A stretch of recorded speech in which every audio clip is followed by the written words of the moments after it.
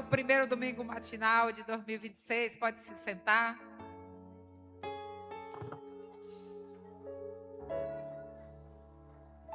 Bom dia a todos. E nós vamos falar nesse momento de vencer o desânimo. Desânimo é algo que visita todo mundo. Ninguém é imune ao desânimo. Tem aquela época da sua vida que o desânimo está batendo na porta todos os dias. E existe o dia da semana ou do mês em que o desânimo bate. Por que bate? Porque a gente é humano. Todo mundo é humano. Tem alguém aqui que não é humano? Tem um ET aqui? Não, né? A gente é um ET espiritualmente falando. Tem hora que parece que a gente é um ET. O mundo está todo de um jeito e você está de outro. Parece que você é um extraterrestre. Mas nós somos humanos. E o desânimo é algo que visita o ser humano. Cabe a nós, que temos o Espírito Santo, mandar ele voltar, reagir. E a gente vai ver aqui na Bíblia um grande homem de Deus que foi visitado pelo desânimo. É o profeta Elias. Elias, isso está em 1 Reis, capítulo 19, nós vamos ler do 1 até o 18. 1 Reis 19 fala de momentos da vida de Elias, momentos difíceis da vida dele. Elias foi um grande profeta, um dos maiores profetas narrados no Antigo Testamento. Elias, ele realizou grandes feitos, grandes milagres. Ele anunciou uma seca ao rei, na época dele, o rei Acabe, rei de Israel, da região norte de Israel. E essa seca durou 3 anos e meio. Ele ressuscitou o filho da viúva. Ele foi sustentado por corvos durante a seca. Houve momentos onde ele teve fome. Deus enviou corvos para enviar para ele pão e carne. Elias foi um homem que experimentou, ele via Deus de perto, porque ele experimentou ser usado por Deus de uma maneira poderosa. Nessa época dele, tinha muitos falsos profetas. O rei Acabe, ele e sua esposa Jezabel, eles tinham seus próprios profetas. E esses profetas falavam aquilo que eles queriam ouvir. Para algumas pessoas você é bom se você falar o que ela quer ouvir. Mas muitas vezes, quando você fala o que precisa ser dito, ou quando você fala a verdade, você vai incomodar. Era o que acontecia com Elias. Elias e os profetas de Deus, a Bíblia dá destaque a ele, que ele ia até o rei e dizia a verdade. Ele incomodou demais. E eles passaram a achar, o rei Acabe e sua esposa Jezabel, a rainha, passaram a achar que a causa de todos os problemas deles era Elias. Então tinha que acabar com Elias, porque o que ele falava acontecia. Só que ele falava o que Deus mandava. Aí a gente vê que Elias, então, ele, apesar de ser um homem cheio de testemunho, inclusive a seca para acabar, ele orou, ele pediu a Deus, ele orou e a seca acabou. Então, nesse contexto todo, ele passou a ser muito perseguido, muito odiado. E a gente vê aí, no versículo 1, diz assim: levantou-se, pois, e comeu e bebeu. Não, vamos ler o 1, estou no 8, desculpa. E Acabe fez saber a Jezabel tudo quanto Elias havia feito, e como totalmente matara todos os profetas à espada. Eles tinham tido uma experiência onde teve um confronto. Se você ler anteriormente aí, você vai ver. Elias estava perdendo a paciência. E teve um confronto entre ele e 450 profetas de Baal, que era um dos deuses desse casal. E de Israel, que se corrompeu nessa época. Boa parte do povo. Aí, nesse confronto, ele fez um teste. Vamos ver quem é Deus, se é o meu ou se é o de vocês.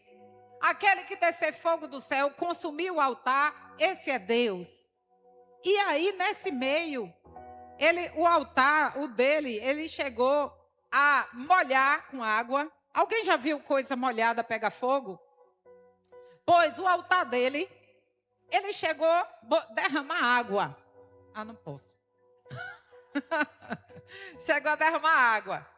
E o outro altar dos 450 profetas de Baal, diz a Bíblia que eles arrodeavam ali, clamando para Baal responder com fogo, arrodeava, e não aconteceu nada. Aí, por fim, Baal, ele disse, isso é outra pregação, mas eu entrei, vou ter que falar. Aí, o que acontece? Ele disse, cadê Baal? Será que ele está dormindo? Se fosse hoje, ele dizia, tá, se fosse hoje, agora, aqui em janeiro, viajou para a praia de férias. Aí, Elias começou a criticar eles, zombar deles dessa forma. Ele tinha tanta certeza que Deus era com ele. Ele tinha tanta certeza que Deus ia responder a ele, que ele chegou a... Cadê o de vocês? Pois o meu está aqui. Aí pegou água, molhou. Aí todo mundo disse, não vai pegar fogo. Só que Deus, ele está acima da física. Deus está acima da ciência. Deus está acima da lógica. Deus está acima da política, das leis, dos decretos humanos. Deus está acima de tudo. Aquele momento que bate o desânimo é quando a gente olha assim, realmente agora está difícil, porque... E a gente esquece que Deus está acima de tudo. Mas Elias disse, posso molhar. Se Deus for responder, ele responde, pode estar encharcado aqui. Aí chegou, molhou, e quando orou, desceu fogo do céu. E consumiu o altar. No que aconteceu isso, no que foi que deu? Os profetas aí se desesperaram, coisa e tal. E aí eles mataram os profetas de Baal. E então isso veio uma ira muito grande no rei Acabe e sua esposa Jezabel. Eles disseram, agora não tem mais para onde ir. Acabou com nossos profetas que diziam aquilo que a gente queria? Não, aí vamos matar Elias. E é isso que aconteceu aqui. E Acabe fez saber a Jezabel tudo quanto Elias havia feito e como totalmente matara todos os profetas à espada. Então Jezabel mandou um mensageiro a Elias a dizer-lhe, assim, ó que recado. Pense se você ouvisse esse recado. Assim se façam os deuses, e outro tanto, se de certo amanhã, a estas horas, não puser a tua vida como a um deles. Ameaçou de morte. Tu matou? Pois amanhã, a essa hora, tu vai estar do mesmo jeito, morto. E aí Elias, um homem cheio de Deus, cheio de experiências, o que foi que aconteceu? O que vendo ele, se levantou. Olha para isso. Se levantou e, para escapar com vida, se foi e veio a Berseba, que é de Judá, e deixou ali o seu moço. E ele se foi ao deserto, caminho de um dia, e veio e se assentou debaixo de um zimbro e pediu em seu ânimo a morte e disse, já basta, ó Senhor, toma agora a minha vida, pois não sou melhor do que meus pais. Ele disse, agora já deu. Ele disse, não, já passei de tudo, mas agora, Senhor, o que a mulher disse que vai fazer, ela faz. A essa hora, Senhor, disse que eu vou estar morto. Não, Senhor. Aí ele fugiu, chegou embaixo de um zimbro, ficou e pediu a Deus, Deus, eu não vou cortar meu pulso, eu não vou tomar remédio para morrer, mas está aqui, ó, me mata, Senhor. Eu sei que tem gente aqui que já fez isso. Aquela hora que você olha para um lado, olha para o outro e não vê saída. Ele disse, Deus, eu não vou atentar contra a minha vida, mas tu pode botar um fim agora. Bota um fim aqui, Senhor. Ó, chega. Estou aqui, ó. Tira a minha vida. E aí o que aconteceu? seria até, vamos dizer assim, razoável, dado o sufoco em que ele se encontrava. Mas Deus reagiu de uma forma totalmente diferente. Disse, e deitou-se e dormiu debaixo de um zimbro. E eis que então um anjo o tocou e lhe disse, levanta-te e come. Deus nunca concordou com ninguém prostrado, gente. Deus nunca teve pena. Se tu ler na Bíblia, tu não vai achar um caso onde Deus teve pena de ninguém. Ao ponto de dizer, fica nessa cama mesmo, meu filho. Fica nesse quarto escuro mesmo, meu filho. Larga tudo, chuta o pau da barraca. É isso mesmo, eu te entendo. Você só vê Deus levantando pessoas. Você só vê Deus mandando sacudir a poeira. Você só vê Deus mandando reagir. Então você não vai achar respaldo na Bíblia para viver no desânimo. Novo ano, novo ânimo. Diga comigo, novo ano, novo ânimo. Novo propósito, novas metas, novos sonhos, novo caminhar. Diz a quem está junto de você, reage. Deus tem mais para você. Aí a gente vê aqui que ele chegou e disse, levanta-te e come. Nem tinha comida. E olhou e eis que à sua cabeceira estava um pão cozido sobre as brasas e uma botija de água. E comeu e bebeu e tornou a deitar-se. Olha, no versículo 6, o próprio Deus providenciou pão e água para ele comer. Diga, quando me faltar tudo, Deus vai providenciar para mim. Aleluia! Aleluia! É assim, gente. É assim. É desse jeito.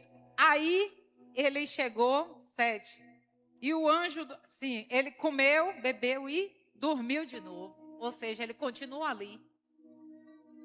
E o anjo do Senhor tornou segunda vez, ó. E o tocou e disse a mesma coisa. Levanta-te e come, porque muito comprido te será o teu caminho. Olha, existe um caminho para mim. Existe um caminho para você. Que você, quando cai no desânimo e fica ali, é porque você pensa que o caminho acabou. Mas Deus te diz nessa manhã que muito comprido é o teu caminho. Elias estava, agora eu vou morrer. Oi. É o netinho, vai. Não resisti, um abraço. Aí, resultado. Até me desconcentrou. Deixa eu tentar voltar. Aí o que acontece?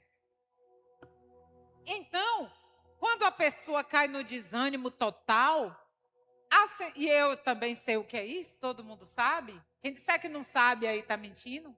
Tu vive em outro planeta, se tu nunca se viu num dia assim. Aí, o que acontece? A pessoa pensa, acabou meu caminho. Acabou para mim. Não tem mais jeito. Eu já fiz, aí vem na mente tudo, né? Pronto, acabou. Mas Deus diz, levanta, come e anda, porque muito comprido será o teu caminho. Diga, Deus tem um caminho comprido para mim. Diz a quem está junto de você, Deus tem um caminho comprido para você. Aí o que aconteceu? No 8, levantou-se, pois, e comeu e bebeu de novo, né? E com a força daquela comida caminhou 40 dias e 40 noites até Horebe, o monte de Deus. E ali entrou numa caverna e passou ali a noite. E eis que a palavra do Senhor veio a ele e lhe disse, que fazes aqui, Elias? Olha, caminhou 40 dias e 40 noites, exausto, o físico exausto, o emocional exausto, porque veio de uma ameaça de morte, estava fugindo de quem realmente tinha poder para matar, que o rei Acabe, isso para ele não era nada. Mas, como a gente diz hoje, não tinha nada a perder. Mas, quando entrou na caverna, Deus chega e vem dizer: "Oh, meu filho." Ele entrou e ficou ali. Eu acho que Deus, que vê tudo, pensou, viu que ele entrou e pensou: "Daqui eu não saio mais." Aí vira Deus para ele: "Que fazes aqui, Elias?" Aí ele argumentou, porque a gente tem argumento para tudo, né, gente? A gente tem. Tem ou não tem? Tem. Olha o argumento dele. E ele disse: "Tenho sido muito zeloso pelo Senhor, Deus dos exércitos, porque os filhos de Israel," aí ele vai dizer, descreve a chateação dele. "Os filhos de Israel deixaram o teu concerto, derribaram os teus altares e mataram os teus profetas à espada. E eu fiquei só e buscam a minha vida para me matar." E ele lhe disse: "Sai para fora e põe-te neste monte perante a face do Senhor." E eis, olha o que aconteceu.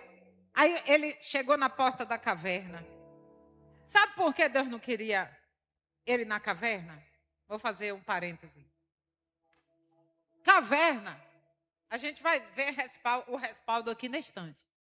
Caverna não é lugar para todo mundo. Não é todo mundo que consegue viver numa caverna. Caverna, existe uma fauna própria, exclusiva de caverna. Todo tipo de vida dentro de caverna tem características que não consegue viver aqui num ambiente como esse. Por quê? Para viver na caverna, não tem tipo de luz nenhuma. Só tem luz em caverna perto da porta. Passou daí, perto da abertura. Isso é no mundo todo. Onde tem caverna, é assim. Não tem luz, não tem iluminação. Então, os animais, peixes que vivem lá, aracnídeos, aranhas, crustáceo que vivem lá, tudo que viver lá, a primeira coisa, não tem visão. Se tiver olho, é cego. Não tem o que ver. É tudo preto, preto, escuro. Então os olhos ficam atrofiados. Todo animal de caverna não tem visão. E acaba por perder o brilho também por falta de luz. Não vai ter fotossíntese, não vai ter luz, não vai ter iluminação, então perde o brilho. Deus, quando viu Elias entrar na caverna, pensou: "Oxe, ficar aí dentro vai perder a visão." Oxe, Elias dentro da caverna vai perder o brilho. Elias dentro da caverna, eu tenho muito mais para fazer na vida dele. Se ele ficar aí, ele vai perder a capacidade de enxergar o dia de amanhã. Quanto mais uma pessoa se entrega ao desânimo, mais ela perde a capacidade de enxergar o dia de amanhã. Sim ou não? Mais ela quer ficar ali. Quem já teve experiência de depressão é assim. A pessoa dificilmente chega uma hora e diz: "Chega." Não. Quanto mais fica na cama, mais quer ficar. Quanto mais fica no quarto escuro, mais quer ficar. Eu me lembro, esse testemunho eu vou contar aqui porque ela conta. A minha cunhada, pastora Leila, ela teve uma gravidez complicada há uns 10 anos atrás, 12 anos. E a criança nasceu com... cabia numa mão assim. Esqueci agora o tamanho. Cabia numa mão, toda vermelhinha. Não desenvolveu nem a pele direito. Viveu 24 horas. O toque do celular, ela desejou tanto aquela menina, que o toque do celular dela era o nome da menina. A imagem do celular dela era o nome da menina. Tudo era o nome da menina. Se você dissesse: "Vem cá", não posso não subir essa escada, porque eu estou grávida. Era assim, desse jeito. Gravidez altamente desejada e do meio por fim apresentou complicação, não desenvolveu.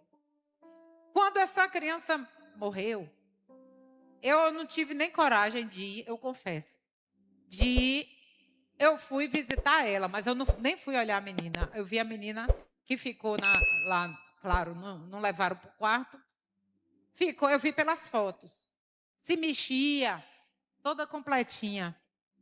Mas cabia na mão, toda vermelhinha assim. Aí, quando a menina morreu, ela própria não foi. Fizeram o enterro, tudo, eu também não fui. Achei assim muito forte, não fui. Mas, com uma semana, ela continuou na cama. E ela não penteava o cabelo, não reagia nada. Aí ela conta que eu disse a ela, sabe aquelas coisas que tu, profeta, diz e depois nem tu mesmo lembra que disse? Ela disse que eu virei para ela na casa, eu fui na casa e disse, quanto mais tempo tu ficar nessa cama, mais tempo vai demorar de chegar a tua bênção. Quanto mais tempo tu ficar nessa cama, mais tempo vai atrasar o que Deus tem para fazer. Se tu disser assim, tu pensou para falar, eu digo, não sei não, nem lembro o que eu falei. Ela disse que quando eu fui embora, ela levantou, tomou banho. No outro dia tinha o jantar dos namorados aqui da igreja.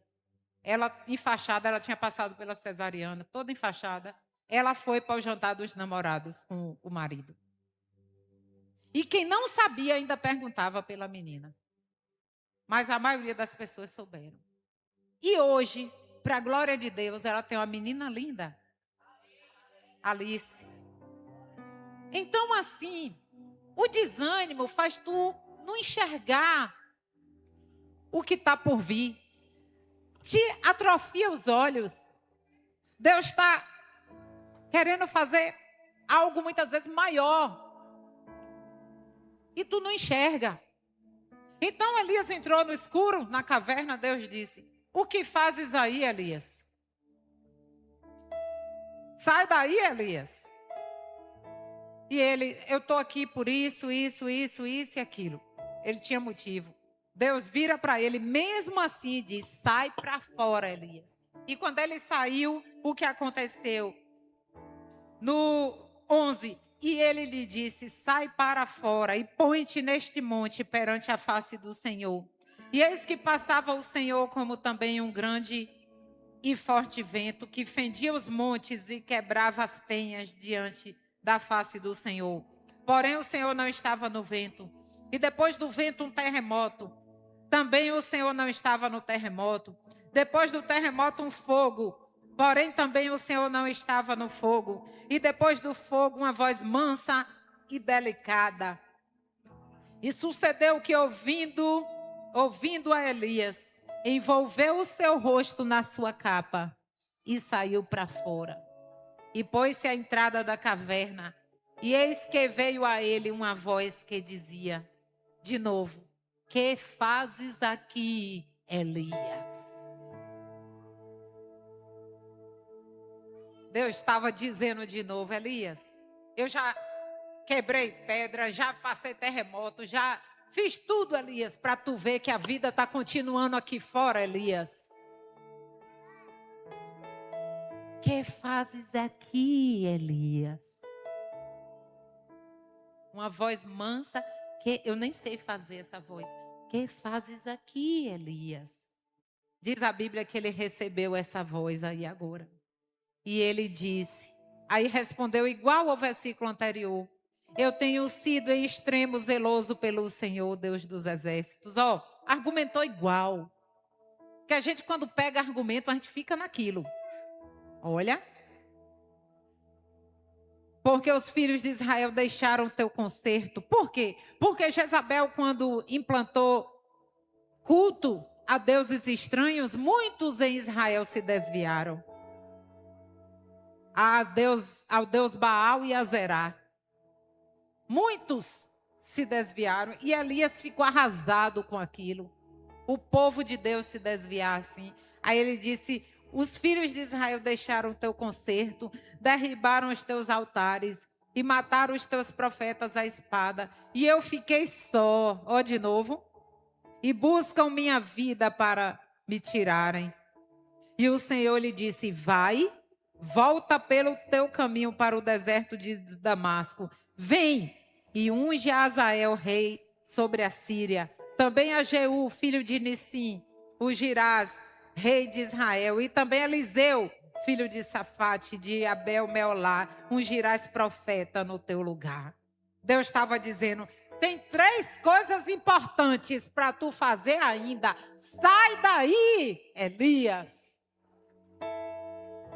Tu tem 2 reis para ungir, Elias. Quem vai ungir é tu. Tu tem um profeta para levantar no teu lugar. E ficou, Eliseu ficou no lugar dele. Sai daí, Elias. O teu caminho é cumprido, Elias. Não acabou. Diz a quem está junto de você, o seu caminho não acabou. Diga, tem mais de Deus para você. Agora feche seu olho e diga, eu entendi agora que tem mais de Deus para mim. Diga, o Senhor ainda vai me surpreender, porque Ele tem mais para mim. Amém, irmão? Então, o que aconteceu? No 18, também eu fiz ficar em Israel 7.000. Olha para isso. 7.000. Todos os joelhos que não se dobraram a Baal e toda a boca que o não beijou. Deus disse a Elias, Elias, tu tá falando que tá só, mas fica sabendo que eu preservei 7.000. Tu não tá vendo, mas tem 7.000 que não se dobrou a Baal igual a tu, Elias. Então, às vezes, a gente olha um para o lado, olha para o outro, diz, ixi, só tem eu. Tem não. Pede olhos a Deus para ver. E às vezes essa pessoa está aí junto de você. Você diz, ficou só. Tá só não. Deus disse, que só o que, Elias? Tem 7.000 que eu preservei, porque não se dobraram a Baal. Então, Elias, sai do escuro. Sai desse lugar que te paralisa. Desmancha a tua barraca aí, Elias, desse lugar que te atormenta. Tira essa barraca aí que tu construiu. Acaba com essa moradia que tu construiu em torno do que só te prende. Em torno do que só te amargura. Desmancha aí essa moradia, Elias. E caminha porque tem mais de mim para você. Aí às vezes a gente pega um problema e finca ali, ó. Bate a estaca bem forte e diz, daqui eu não saio.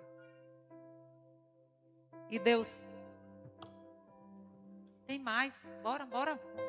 Bora, adianta. Adianta. Mas você está parado, porque você fincou a estaca.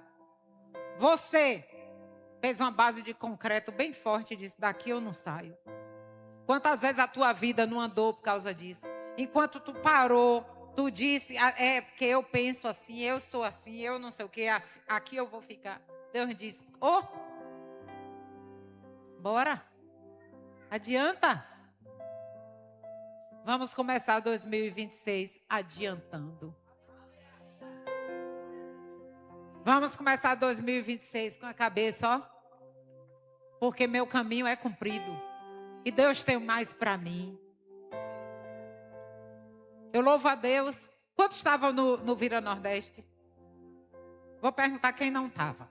Baixa aí. Quem não estava, só para a gente entender. Algumas pessoas não estavam. O que Deus fez naquele lugar, irmão? Quem viu o início dessa igreja, o que Deus fez naquele lugar? Em muitos momentos que parecia que ia chegar o desânimo, Deus já via, ó, e aquilo ali ainda não é o fim. As pessoas não couberam, olha, foi 4.000 lugares. Encheu. Gente chegava e ia embora porque não tinha onde sentar. Outros ficavam em pé. E aí começou a aparecer gente com a cadeira de casa, gente. Quem viu isso? Meu Deus, foi muito forte aquilo. Com cadeira de praia. Para não ficar em pé. Meu Deus! A gente, quando viu aquilo, de Jesus, o que é isso? Nos momentos de desânimo, a gente estava enxergando isso, gente. Sabe quem enxergava? Eu vou dizer aqui, para a honra e a glória do Senhor. Mas eu já parabenizei muito meu marido. Só falta me enlouquecer a gente tudo. Quando ele vem com os sonhos dele grandes, ele diz, a gente está aqui, ele já disse que a gente vai para ali, é assim. Nas férias, a gente estava férias num lugar, eu estava ali achando o máximo, ele dizia, ano que vem a gente vai para tal lugar. Sempre um lugar melhor, sempre... É um empreendedor nato, visionário. Quem está junto dele paga o preço. Não é coisa muito fácil, não. Mas é um visionário, loucura. E a gente estava lá e ele já dizendo, próximo ano é o estádio. Eu digo, meu Jesus. Assim, então a honra e a glória é o Senhor. Mas é muito bom quando você tem alguém que te puxa. E aquelas pessoas que vieram com cadeira de praia, com cadeira de casa, receberam igual a gente. Ele disse, levanta a mão, eles levantando. Gente, quanta gente aqui trabalhando chorou de ver aquilo. Foi forte demais aquela imagem.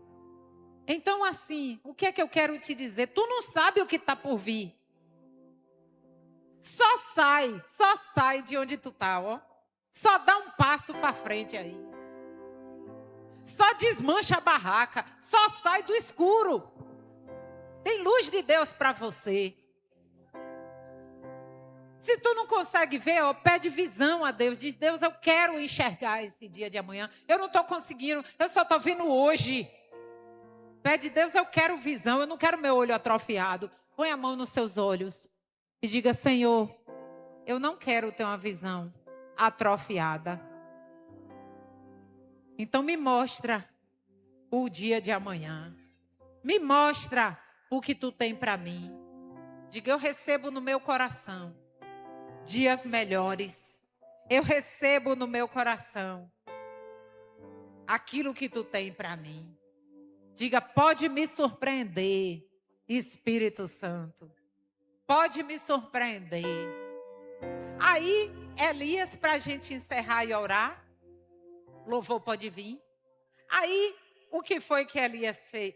Elias não sabia, achou que estava tudo acabado. Deus disse, tem mais. Tem mais. Faz assim, ó, tem mais. Para mim. Vira para quem está do lado e diz, tem mais. Para você. Aleluia. Vamos dar um aplauso ao Senhor Todo-Poderoso por isso. Aleluia. Aleluia. Então é isso que Deus botou no meu coração para falar nessa manhã. Então, se em algum momento da tua caminhada, tu conheceu o desânimo, a prostração, o medo, o novo sempre traz um medinho. Sempre gera, né? Só muda de emprego, dá aquele... Muda de cidade. O ano virou. Mas não caia no desânimo. Porque o Deus de Elias está aqui. E o Deus de Elias diz para você nessa manhã, muito comprido é o teu caminho. Você que acompanha pela internet. Muito comprido é o teu caminho. Deus não para. Quem para é o homem. Deus não para. Deus não para. Então, muito comprido é o teu caminho. Tem mais de Deus para você viver. Diga comigo, tem mais de Deus para eu viver. Vamos ficar de pé nesse momento. Aleluia. E um aplauso ao Todo-Poderoso. Ao Todo-Poderoso por isso. Aleluia. Aleluia. Aleluia. Olha, nada nem ninguém é para parar os teus sonhos. Nada nem ninguém é para te deixar paralisado no escuro. Às vezes você diz, não é alguém, é tal coisa que me aprisiona, é tal coisa que me oprime, é tal coisa que me prende. Diga comigo, nada, nem ninguém é para me aprisionar e me deixar no escuro. Diga, tem mais de Deus para mim. Bate assim, ó, é para mim, tem mais, tem mais, tem mais. Aleluia.